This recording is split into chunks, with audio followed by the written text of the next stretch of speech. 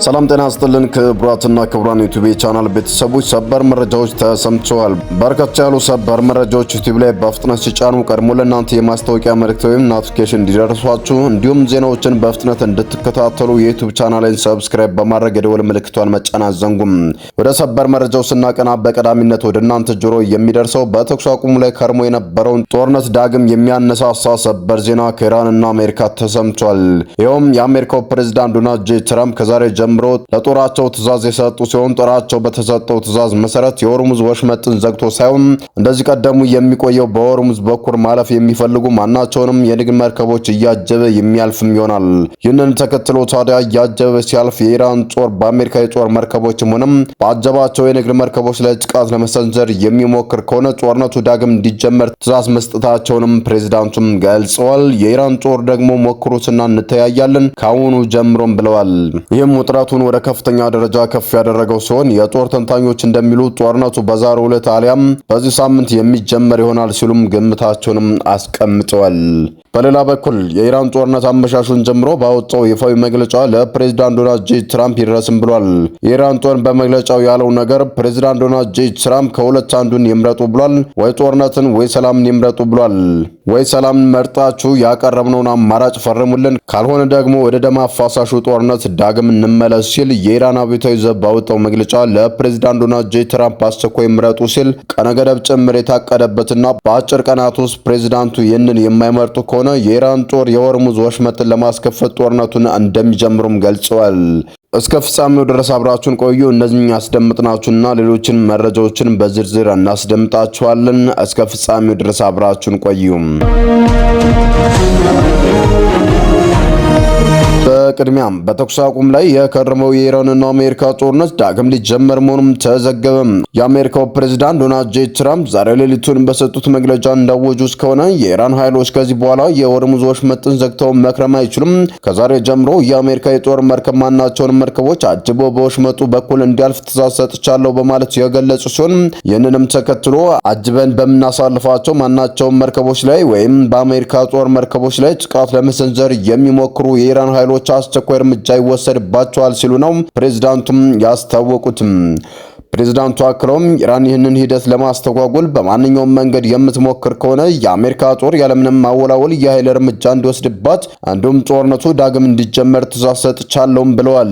ትሩዝ ሶሻል በተሰኘው የግል ማህበራዊ ትስስር ገጻቸው ላይ ፕሬዝዳንቱ ባሰፈሩት መልእክት ይህንን ወታደራዊና የባህል ላይ እንቅስቃሴ የነጻነት ፕሮጀክት ሲሉም ሰይመውታል። ይህ እርምጃም ጦርነቱ ከተጀመረና ኢራን ይህንን እጅግ ወሳኝ የሆነ የሆርሙዝ ባህር ወሽመጥ ከዘጋችበት ጊዜ አንስቶም የትራምፕ አስተዳደር መስመሩን ዳግም ክፍት ለማድረግ የወሰደው እጅግ ከባድ የሆነ እርምጃም ተብሏል። ፕሬዝዳንት ትራምፕ በመልእክታቸው በጦርነቱ ውስጥ ምንም አይነት ተሳትፎ የሌላቸው ነገር ግን መርከቦቻቸው በባህረ ሰላጤው ውስጥ ተቀርቅረው የሚገኙ የበርካታ ሀገራት መንግስታት መርከቦቻቸው ነፃ እንድናወጣላቸው አሜሪካውያን ተማጽነዋል።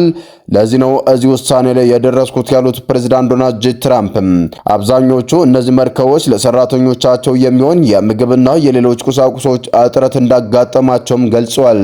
ይህ በእንዲህ እንዳለ ታዲያ ኢራንም እስኪ ሞክሯት ብላለች። ከዛሬ ጀምሮ በዘጋነው የሆርሙዝ ወሽመጥ የሚያልፍ አንድ መርከብ ከፍተኛ የሆነ ጥቃት ይደርስበታል ከማለት ባሻገር የኢራን አብዮታዊ ዘብ ባወጣው ይፋዊ መግለጫም ለፕሬዝዳንት ዶናልድ ጄ ትራምፕ በቀጥታ መልእክት የላከ ሲሆን ትራምፕ አስቸኳይ ወስነው ሁለት ነገሮችን እንዲመርጡም ጠይቋል። ወይ ጦርነትን ወይ ድርድርን ብሏል። ኢራን ከዚህ በኋላ በተጣለባት ገደብ የምትታገስ አይደለችም ያለው የኢራን አብዮታዊ ዘብ በዚህ ጊዜ ገደብ ውስጥ በአስቸኳይ የአሜሪካ ጦር የዘጋውን የኢራን ወደቦች የማይከፍት ከሆነ እርምጃ ለመውሰድ እንገደዳለንም ብሏል። የኢራን ከፍተኛ ባለስልጣናትና ወታደራዊ አዛዦችም ለፕሬዝዳንት ዶናልድ ጄ ትራምፕ ከዛሬ ጀምሮ በሆርሙዝ ወሽመጥ ላይ መርከቦችን አጅበን እናልፋለን የሚለው አሊያም ጦርነቱ ይጀምራል የሚለውን ዛቻቸውን ተከትሎ ምላሽም እየሰጡ ነው። በኤፕሪል መጀመሪያ ላይ በፓኪስታን አደራዳሪነት የተደረሰውን የተኩስ አቁም ስምምነት የሚጥስና አደገኛ እርምጃ ነው ሲሉም አውግዘውታል። ይህም ማለት የአሜሪካ ጦር መርከቦችን እያጀበ ወደ ሆርሙዝ የሚገባ ከሆነ በዛሬው ዕለት ጦርነቱ ይጀምራልም ብለዋል። የኢራን ፓርላማ የውጭ ፖሊሲና የብሔራዊ ደህንነት ኮሚሽን ኃላፊ የሆኑት ኢብራሂም አዚዚ ዛሬ ሌሊቱን ባሰፈሩት መልእክት የትራምፕን አዲስ እቅድ የቅዠት እቅድ ሲሉም አጣጥለውታል። በሆርሙዝ ባህረ ሰላጤ አዲሱ የባህር ላይ ስርዓት ውስጥ የሚደረግ ማንኛውም የአሜሪካ ጣልቃ ገብነት የተኩስ አቁም ስምምነትን እንደ መጣስ ይቆጠራል በማለት በጥብቅም አስጠንቅቀዋል። አክለውም የሆርሙዝ የባህር ሰላጤና የፋርስ ባህረ ሰላጤ በፕሬዝዳንት ዶናልድ ጄ ትራምፕ የቅዠት እቅዶች አይተዳደሩም ሲሉም ተችቷል። ፕሬዝዳንት ትራምፕ ስለ ኢራን ጦርነት ከኢራን ጋር እጅግ አዎንታዊ የሆኑ ውይይቶች እያካሄድን ነው በማለትም እያሳወቁም ነው። የትራምፕ ተወካዮች ከኢራን ጋር የሚደረገው ውይይት ለሁለቱ ወገኖች እጅግ አዎንታዊ ወደሆነም ነገር ሊያመራ ይችላል የሚል ፍንጭም ሰጥቷል። ይሁን እንጂ የትራምፕ መግለጫ ኢራን ጦርነቱን በማቆም ላይ አተኩራ ስላቀረበችው ባለ 14 ነጥብ እቅድም ያነሳው ነገር የለም።